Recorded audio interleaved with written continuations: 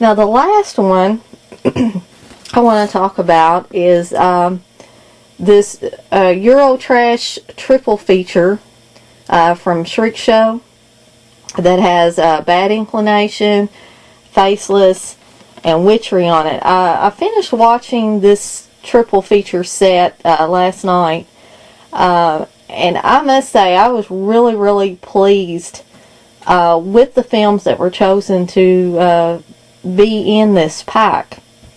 Yeah, they would definitely be considered Eurotrash. There's a lot of sleaze going on. There's a lot of, for those of you that are into it, I'm not into it, but for those of you that are into lesbian love scenes, you're gonna like that, because there's a ton of that in at least the first two films. I don't believe it's in Witchery. I don't recall any of that being in there. But Bad Inclination and Faceless, definitely the sleaze factor is very high in those. But let's just talk a little bit about each one of these. Now the first one, Bad Inclination. I had never seen this movie before. I had heard the title, and for some reason I thought that this was a newer movie. And I'm not real big on a lot of the newer horror films, but this one was an older film.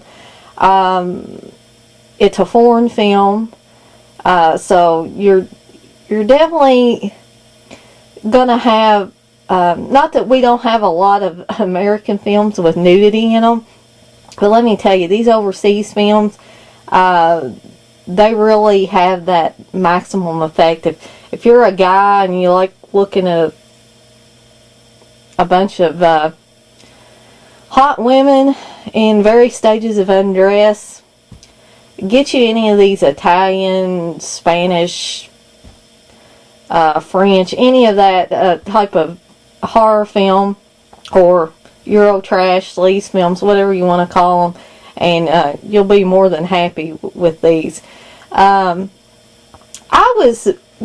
What astounded me about this movie was the creative death scenes. I know that sounds, it probably sounds cliche, and it probably sounds a little bit morbid that I was interested in the death scenes, but with these overseas films, they are very, very creative with how they choose to kill people off in these films. Anybody that's seen any Dario Argento films knows how creative, especially the Italians, can get with films and the death scenes in them. But Bad Inclination is sort of like a mystery thriller, but it has the gore elements. I mean, you have people getting stabbed and sliced with some kind of triangle tool that I believe it might be used for architecture. But you got women being split open and stabbed, and you know, it looks pretty good on film. I mean, they did an excellent job with the special effects on this film. And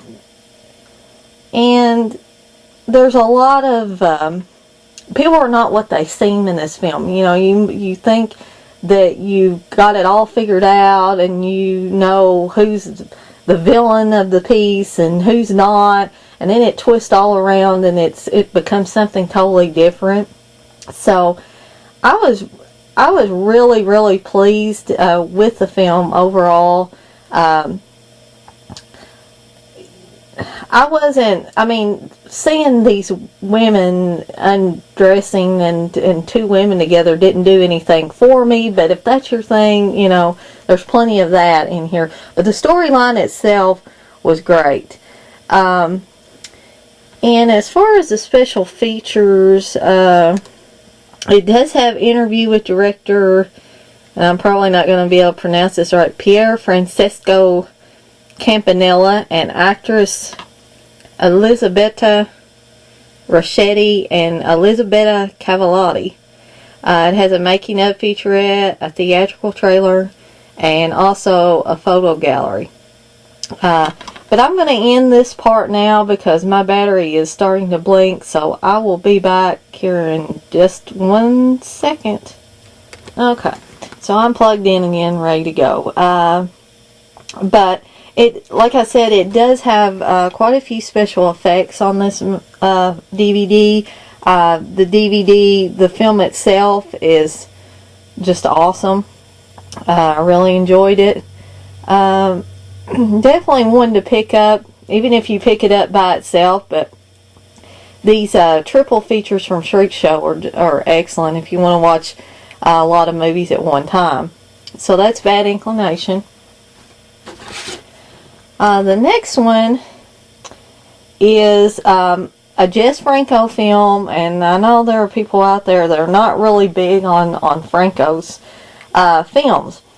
And I don't like all of his films either. Exorcism was not... That one was a little too heavy on the sleaze and didn't have enough of the, like I said, the creative death things that I enjoy in these films. But Faceless, I thought it had a good balance. I mean, the sleaze was still there, obviously. I mean, it's a Jess Franco film. You can't have a Jess Franco film and not have a little bit of sleaze in there. But again, I thought that the death scenes, the face peeling scenes were well executed, and they looked really, really good. If special effects is your thing, and that's what I'm talking about. I'm not saying that I like to see. I wouldn't want to see anybody really get killed in this fashion. I'm talking about the special effects. I mean, these people are creative when they do their special effects.